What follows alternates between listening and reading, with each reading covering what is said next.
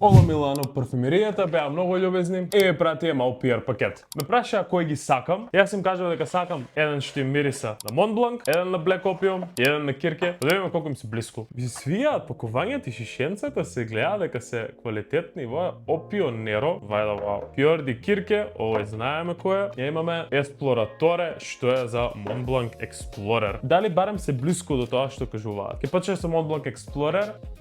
Ама добар атомез. 52% масло е ликсид. Че верувам дека треба да траат вие на кожа. Интересно. Не е далеко, браво. Многу блиску до експлорерот. Но може да биде да. Сакам следно да ми биде Opio Nero. Ќе биде. Ајде да видиме. Black Opium беше омилениот парфем на моето девојче. Пробувам да одвикнам од тој дизајнерски свет. Одиме на Atomizer и ние. Предобар. Браво. Овој добивам блажината на Black Opium. Само овој е да помислам дека во инспирирано не е од ле парфумот. Ово за девојчиња ова ќе биде одлично. И во исто така може да му давам еден пас. Сега најбитниот еден од моите омилени парфеми е тоа ќе биде Киркето. Да видиме овој како ќе се покаже. Има премногу, значи премногу парфеми што пробуваат да бидат слични на Кирке. Се надевам. Тоа е многу добар атомайзер.